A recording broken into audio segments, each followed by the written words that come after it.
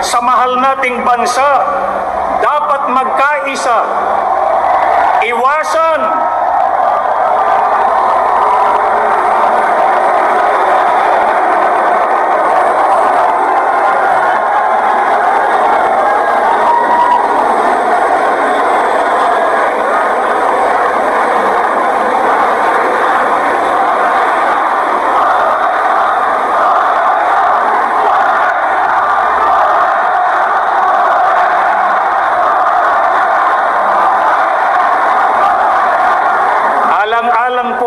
sa mahal nating bansa, dapat magkaisa at iwasan ang pagkakabahabahagi at kaguluhan.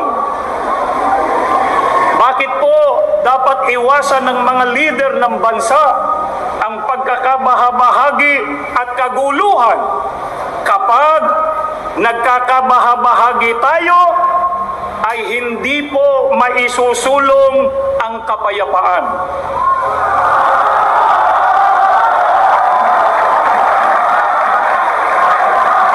At kapag kaguluhan ang namayani, hindi po mahaharap ang paglutas sa mga problema ng bansa. Katulad ng pagtaas ng presyo ng bilihin, seguridad ng mga mamamayan sa mga tumitinding kalamidad, kakulangan sa hanap buhay, kriminalidad, insurgency, at marami pang iba. Ang mga ito'y nakapagpapalala lamang sa krisis pang-ekonomiya at nagpapabigat sa mabigat ng kalagayan ng pamumuhay ng karaniwang Pilipino.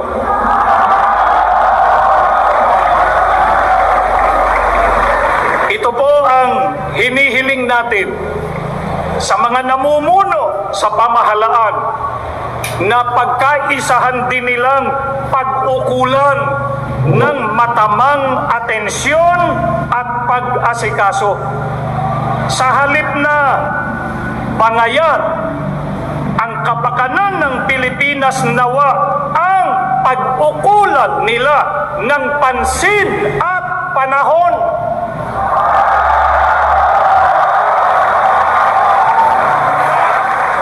Kaya kahit matapos na itong ating isinasagawa ngayon, na sama-sama at mapayapang pagkilos para sa kapayapaan, ang ating mga panalangin sa Panginoon Diyos ay basbasan niya ang ating bansa ng kapayapaan.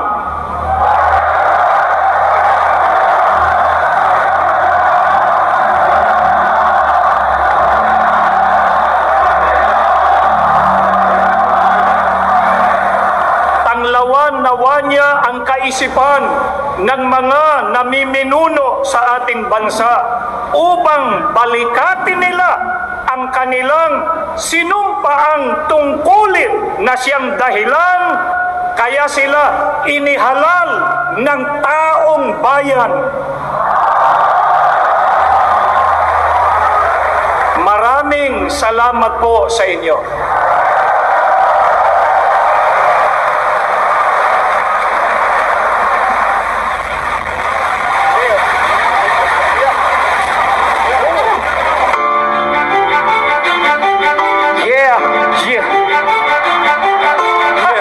Magkakaisa para sa Pilipinas. Taong bayan ay unahin at dapat magkaisa. Ayusin ang mga problema ng ating bansa. Ang galit ay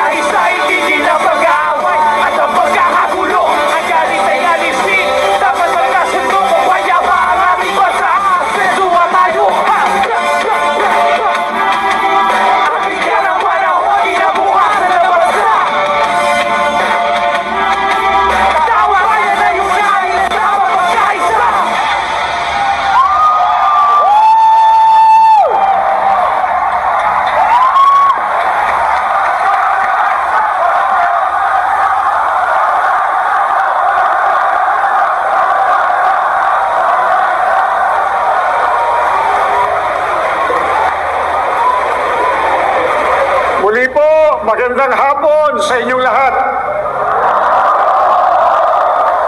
Tulad po ng alam natin, ang layunin ng pambansang rally na ito ay para sa kapayapaan. Kapayapaan ng ating bansa. Ngunit, ang tunay na kapayapaan ay makakamtan lamang kung ang batas ay irerespeto at paiiralin. Hindi po tayo laban sa anumang proseso ng paglilitis, anuman ito. Kailanman at ito po naaayon, sumusunod sa batas. Kaya, upang magbigay linaw ukol sa diwa at kahalagahan ng pagpapairal at pagsunod sa rule of law na siya pong sandigan ng kapayapaan tungo sa ikalulutas ng maraming problemang kinakaharap ng ating bansa, atin pong pakinggan ang isa po nating kapatid na abogado.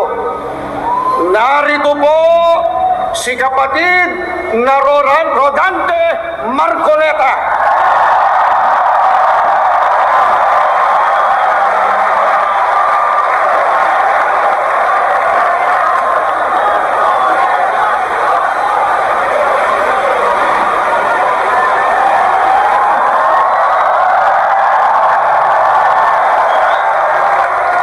Okay pa po ba kayong lahat?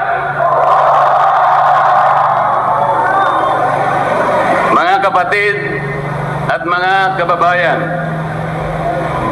malinaw po nating narinig sa pambungad na pananalita ng kapatid na Edwil Sabala ang pinakalayunin ng malakihang pagkilos na ating sama-samang isinasagawa sa araw na ito.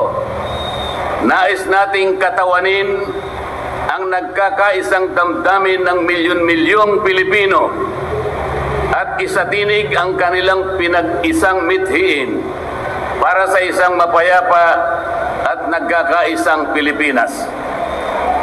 Kaugnay nito, binanggit din po ang ating kagustuhan na ipaalam sa mga opisyales ng ating pamahalaan ang ninanais at pinapangarap na maayos at epektibong paglilingkod at paglutas sa lumalalang kahirapan na pinalubhapan ng katiwalian at korupsyon, kalamidad, kriminalidad, bangayang pampolitika at iba pa. Kinikilala po nating lahat na nagkakatipon ngayon na sa pagkakaisa, kapayapaan at pagkakasundo lamang natin makakamit ang hinahangad na pagunlad at pagsulong ng ating bansa. Sa bahagi po naman ng kapatid na Romel Topacio, tinindigan ang pagtitipong ito ng Iglesia ni Cristo ay konkretong kahayagan ng suporta sa naunang pahayag ng Pangulong Bongbong Marcos na hindi sang-ayon sa isinusulong na impeachment laban kay Vice President Sara Duterte. Kinatigan din po ng Iglesia ni Cristo ang posisyon ng Pangulo na ang impeachment ay hindi makapagdudulot ng kabutihan sa buhay ng kahit isang Pilipino. Hindi lamang ito pag-aksaya sa oras ng pamahalaan, kundi makakahadlang din sa pagre-resolba sa marami at pangunahing problema ng bansa. Mataas na presyo ng bilihin, mababang kalidad ng edukasyon, infrastruktura, serbisyong pangmedikal, kriminalidad, seguridad at iba pa. Higit sa lahat, ang pagsusulong ng impeachment ay mauuwi lamang sa pagtatalo-talo at papagkakampi-kampi, hindi lamang ng mga mamamayan, kundi pati na rin ng mga opisyalis ng gobyerno. Ipinaalala rin na kapag nagtatalo-talo ang mga nasa pamahalaan, apektado ang taong bayan, at kapag magulo ang bansa, ang mga tao ang kawawa.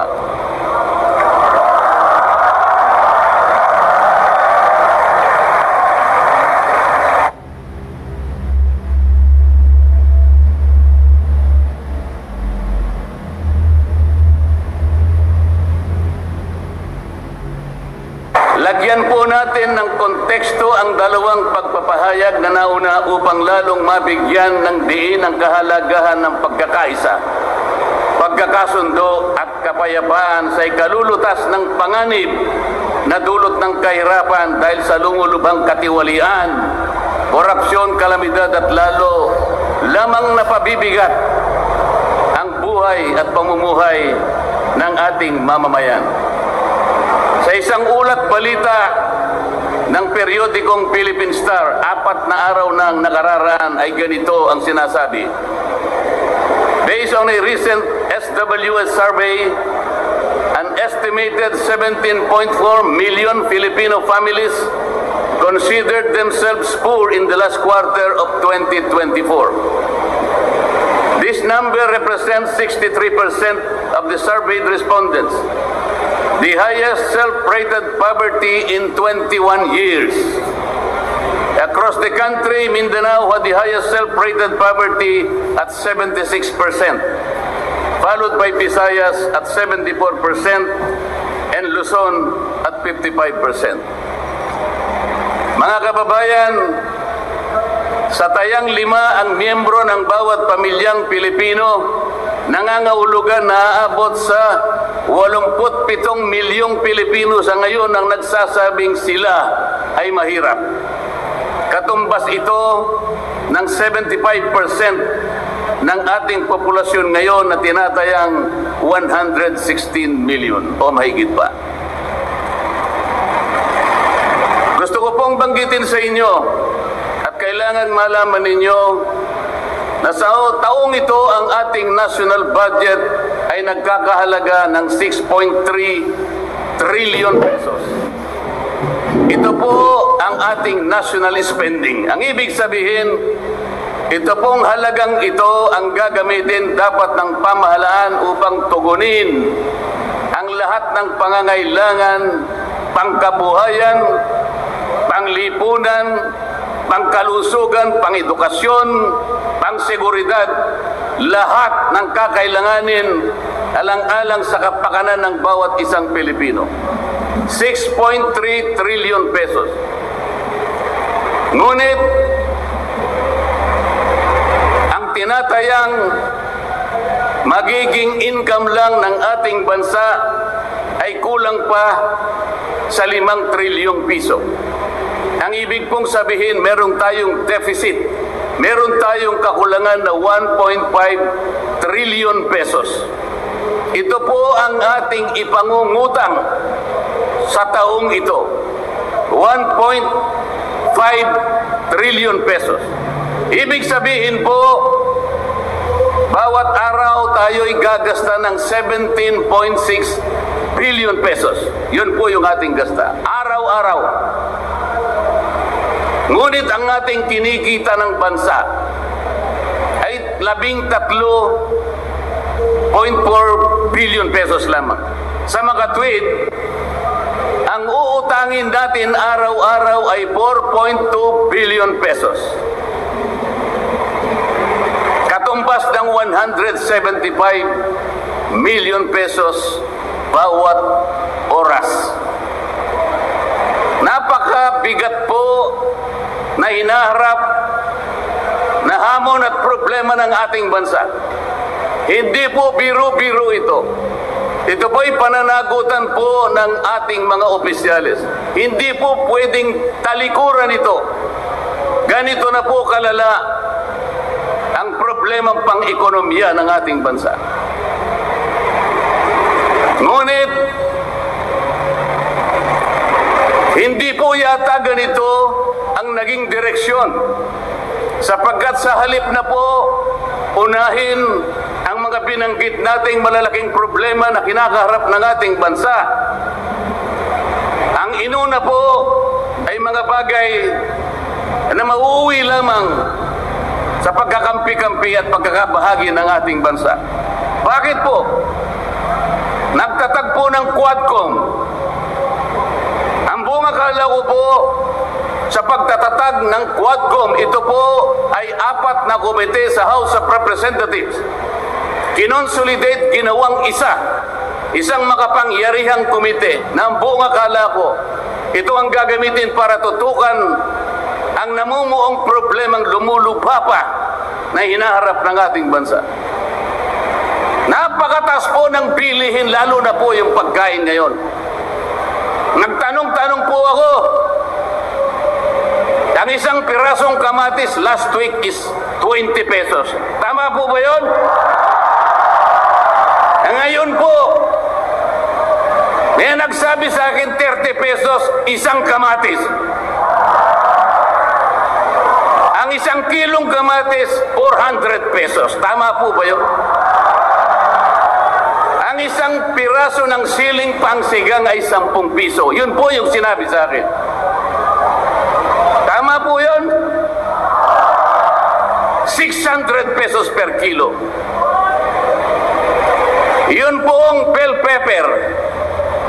Dalawang kulay po yata yung bell pepper. Isang berde, isang pula. 45 pesos ang isang piraso. 1,000 pesos ang isang kilo. Bakit hindi po ito yung unang harapin natin? Napakalala po ng presyo ng kuryente sa ating bansa.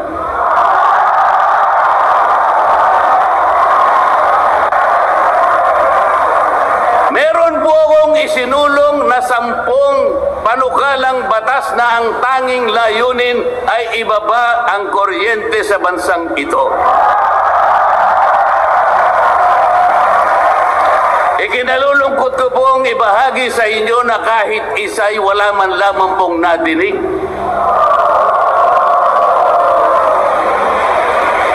Ano po yung dininig? Pinatawag ang dating Pangulong Duterte, pinatawag ng Quadcom.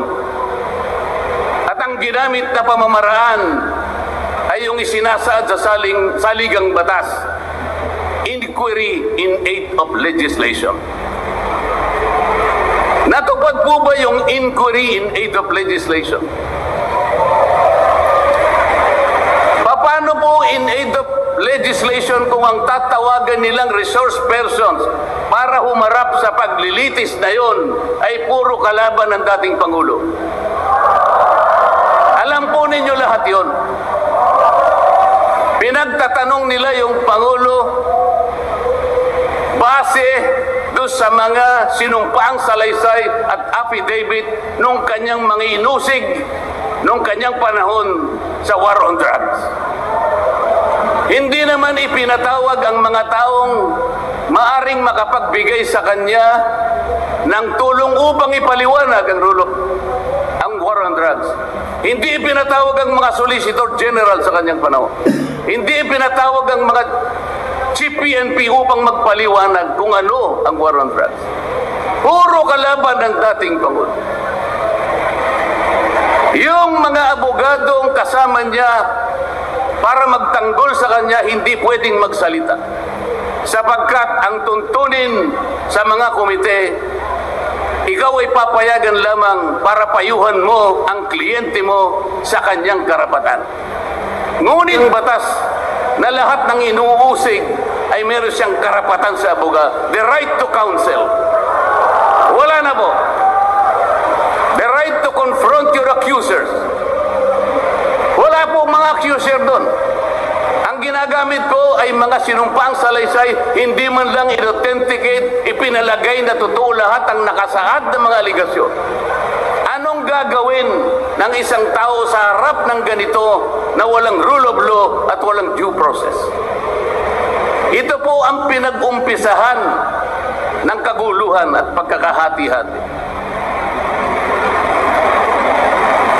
Sa kagustuhan po nila na mausig ang dating Pangulo, ayaw po nilang pumunta sa korte, ayaw nilang pumunta sa piskal. Ano po ba ang sinasabi ng mga desisyon ng Korte Suprema? Kapag ka napatunayan nyo ang isang tao ay maaring nakagawa ng kahit anong paglabag sa lahat ng batas, anumang batas, dalhin ninyo sa piskalya, dalhin ninyo sa korte. Yun ang tamang paraan. That is the rule of law. Ngunit bakit? Bakit kayong Quadcom ang gumagawa nito? Ang Quadcom ay hindi piskal. ang Quadcom ay hindi korte. Nagkukunwalang na korte. Yung mga chairman ng 4 na committee doon, wala ni isang abogado. Pero naalala ko, yung isa doon, kamukha ni Attorney Agaton.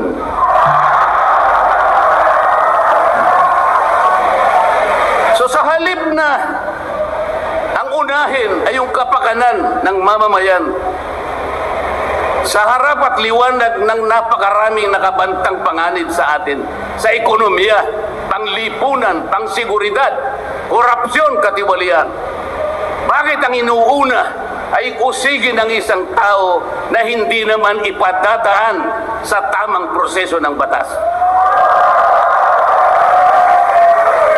Pangalawa, tinawag po nila ang pangalawang Pangulo sa 2 pagkakataon. Una po, nung magpipresent siya ng budget, ang pinipresent po niyang budget ay budget for 2025. Akalain po ninyo ang gusto nilang tanungin ay yung pagkakagasta ng kanyang budget noong 2022 and 2023. Saan ka naman nakakita ng ganong klaseng direksyon? 2025 ang dapat pag-usapan, ang kanilang pilit na itinatanong ay paggamit o paggasta niya noong 2022 at 2023. Ang sabi po ng Vice President, siguro nainis na rin,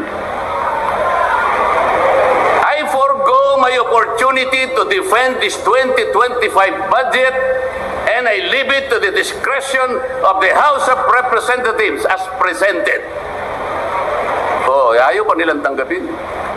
Nang ibig sabihin, ayaw ko nang idepensa sa inyo. Bahala na kayo.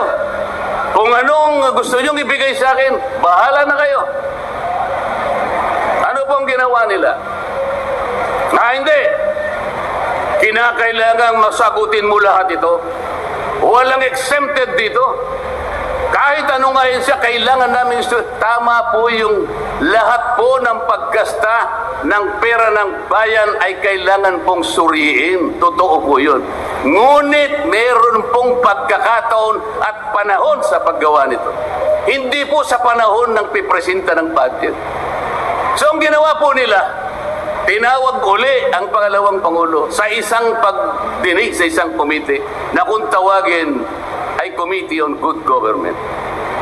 Alam po ninyo yung pagsisimula nila para magkaroon ng katwiran na masabi na ang Vice President? Kinasangkapan nila yung isa sa amin, isang representative sa Maynila, tumindig at nag-privilege speech. Yung subject matter po ng kanyang privilege speech ay kaugnay po ng budget na pinagtatalunan na po sa plenaryo at sa committee. Sa tuntunin po ng House of Representatives, no one should avail of the privilege hour if the subject matter is related to a pending bill. Nandun na po yung bill sa baba, pinagsalita pa po nun yung isa. Nung banggitin ko po ito, nire-raise ko po, sabi ko, wala pong katwiran ito. Kailangan po tindigan ninyo, sundin ninyo ang ating tuntunin. Kapag hindi tayo sumunod sa ating tuntunin, sinong maniniwala sa atin na tayo may karapatang gumawa ng batas para sa ikabubuti ng ating bansa?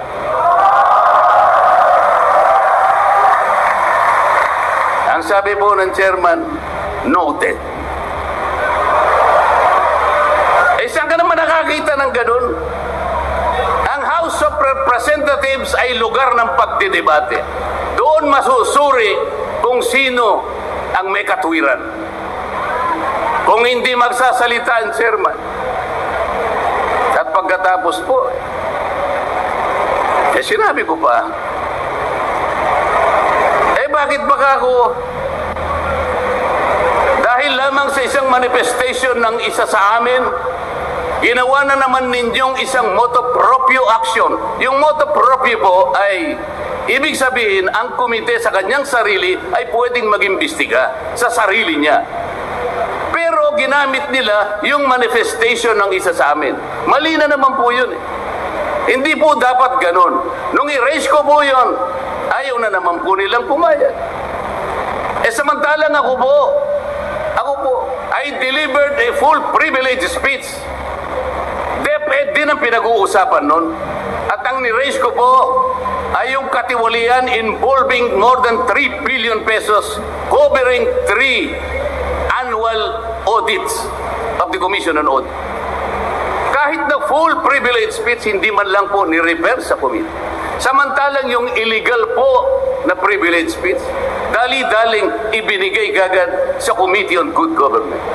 Kahit na illegal, kahit alam nilang mali. Ito po yung problema. So sabi ko, Mr. Chair, bakit tayo po ang sumusuri? Bakit tayo po ang nag-audit ng confidential funds ng Vice President? Bakit tayo po? Hindi po ba ang minanduhan ng ating saligang batas na tanging may otoridad at kapangyarihang mag-audit at mag-examine ng lahat ng report at papeles ng pagkakagasta ng ating bansa ay ang Commission on Audit? Ni-raise ko na naman po yun. Ayaw pong sumagot ng chairman. Ang pinasasagot po sa akin ay yung hindi abogado. Sabi ko, Mr. Chair, nilapitan ko po sila. Mr. Chair, huwag naman pong ganito. Ilagay naman po natin sa konteksto at sa regulasyon ng ating ginagawa. Tinatanong ko po ay isang constitutional issue. Bakit ang pasasagutin mo sa akin ay hindi man lang abogado? Huwag mo naman akong insultuhin.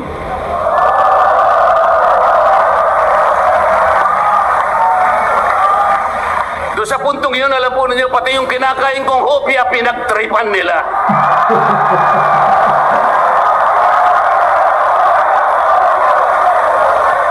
Ang Iglesia ni Cristo ay hindi po laban sa impeachment, sapagkat ang impeachment ay itinatadhana sa saligang batas. Ngunit, kung ang paraan ng pagsasagawa nito ay wala sa batas at wala sa tuntunin, ito na naman ay pagmumulan ng kaguluhan, pagmumulan na naman ng pagkakabahabahagi ng ating bansa. Ito po ang gusto nating iwasan. Ito po ang gusto nating iwasan. Iniimbestiga nila po yung confidential funds. Ang tanong ko po, Mr. Chairman, mahigit pong 400 opisina at ahensya ng ating pamahalaan ang tumatanggap ng confidential funds. At sila din ay natatawagan ng pansin ng Commission on Audit. Bakit naman isang opisina lang ang pinipilit? Hindi ba masyadong halata namang pamumulitika yan? Ito po yung gusto nating liwanagin. Hindi po tayo laban sa pag-iimbestiga ng katiwalian. Ilagay po natin sa ayos. Sana man lang kumuha sila ng ilang pang mga bahagi ng opisina na kagaya din ng paggagamit ng confidential funds, sapagkat ang layunin po raw ay makagawa ng batas. Kung talagang gusto ninyong gumawa ng batas, kasi po in aid of legislation, palagi po ito ang nagagamit, inquiry in aid of legislation. Nasa saligang batas po naman talaga ito eh. Kaya lang, meron pong limitasyon ang inquiry in aid of legislation. Ano po yung unang limitasyon? Kailangan po meron ka ng nakapalangkas na batas, panukala. Hindi mo lang makumple-kumpleto sapagkat nag-aatubili ka, baka merong impact ito sa ibang sektor. Kaya tatawag ka ng mga tao na makatutulong sa'yo para sa ganun makumpleto mo ang iniisip mong panukalang batas. Pagka ganun, alam niya kung sinong tatawagin niya. At alam niya rin kung anong itatanong niya. Hindi po ganun ang nangyayari ngayon eh. Dahil nga wala na pong rule of law, Basta na lang sila tatawag ng kahit sino sapagkat hindi naman po talaga ang layunin ay gumawa ng batas kung hindi usigin ang taong gusto nilang usigin. Ito po ang nangyayari. Kaya nga po, dahil sa kagustuhan nila na talagang usigin ng ICC ang Pangulong Duterte, alam po ninyo, yun lang ang tanging layunin. Sa 13 pagdinig ng Quadcom, 13, nakapaggawa lang sila ng isang batas na kahit siguro po high school graduate pagtatawanan niya yung kanilang panukalang batas. Bakit po? Yung definition na definition lamang po ng extrajudicial killing ay talaga pong matatawa ka na. Tayo ko na pong babain yun. Ibig sabihin, ang layunin talaga ay hindi in aid of legislation, kung hindi in aid of prosecution, in aid of persecution.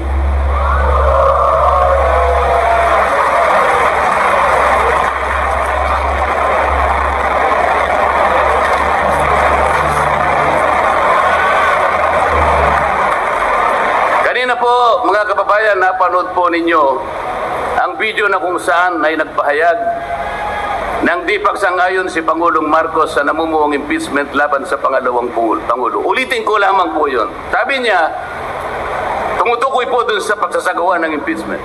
This is not important. This does not make any difference to even one single Filipino life. So why waste on this? What will happen if somebody files an impeachment? It will tie down the House. It will tie down the Senate.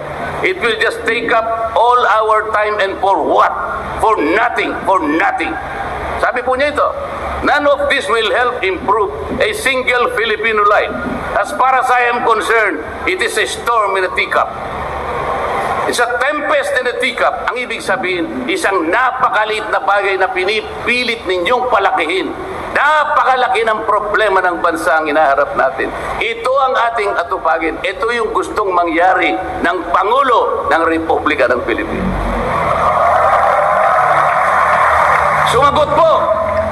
Sumagot po ang liderato ng House of Representatives. At sa isang bahagi, ang sabi po niya, ito po, kinuha ko lang yung isang bahagi sa isang mahabang manifestong ginawa nila. Sabi po ng House of Representatives, bilang tugon doon sa sinabi ng ating Pangulo, sabi po niya, together, let us rally behind our President to protect and preserve the gains of democracy as we build a stronger, more united, and more prosperous republic. Pero nasaan po kaya? Nandito po kaya lahat yung mga sumama sa manifestong ito na sumusuporta na mag-rally tayo sa likod ng Pangulo? Tayo'y magkaisa upang panindigan yung nauna niyang pahayag na ang gusto nating unahin na pagkaisahan ay yung pagtugon, pag-address sa mga problema ng bansa. Nasaan kaya sila? Nandun kaya sila sa likod ng Pangulo o tayo lang lahat? Sa makatuwid tayo pong lahat ngayon na sama-samang nagkakatipon ngayon na hindi ko mapilan kung ilang, baka meron 1 milyon po yata. Tayo pala ngayon ang nagkakatipon sa diwa ng tunay na kapayapaan at pagkakaisa na nagrarally ngayon. Sapagkat tayo lamang ang nasa likod ng Pangulo sa kagustuhan niya na harapin natin ang mga hamon at nagbabantang problema ng ating bansa. Sapagkat, sabi niya, totoo naman, ang impeachment ay hindi makapagbibigay kahit anong butil ng kabutihan sa buhay ng isang Pilipino.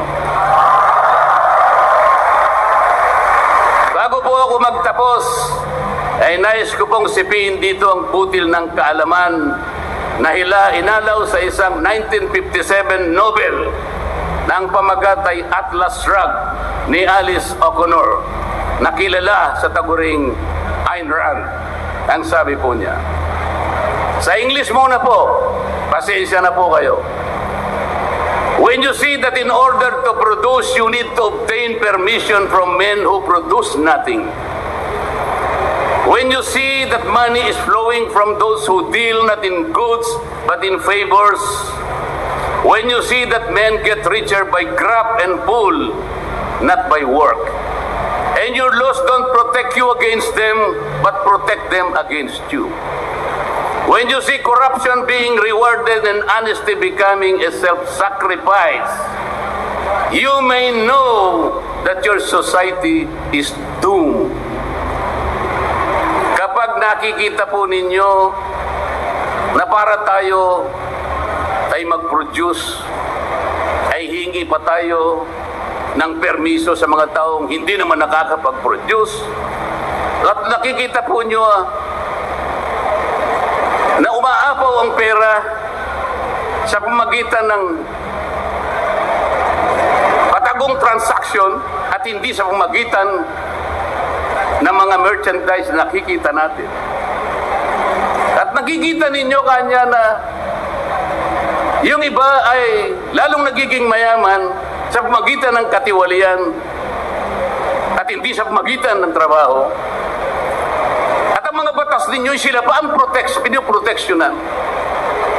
At ang batas ninyo ay sila pa ang lumalaban sa inyo. At kapag ang corruption ay ito ang itinatadhana, ito ang binibigyan ng reward, at yung katapatan ay ito ay nagiging sakripisyong pang personal, alam na ninyo na ang inyong lipunan ay nasa kapahamakan.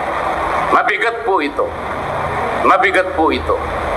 Ito ang dapat harapin ngayon sa pamamagitan ng pagkakaisa, pagkakasundo at kapayapaan. Hindi po biro-birong problema ang inaharap ng ating bansa. At bago po ako tuluyang magtapos, payagan ninyo kung ulitin ang sentimiento ni Edmund Burke, isang English political philosopher, na sinabi niya, "The only thing necessary for evil to triumph is for good men to do nothing."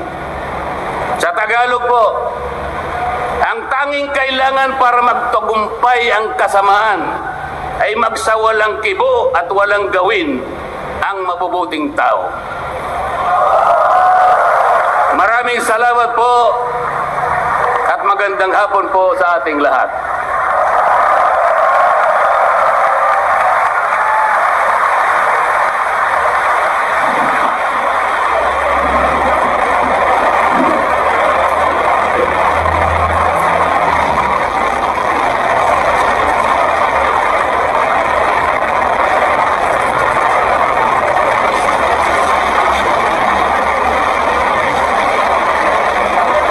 Ngayon naman po ay pakinggan natin ang kapatid na Arnel Tumanan para sa napakahalagang mensahe.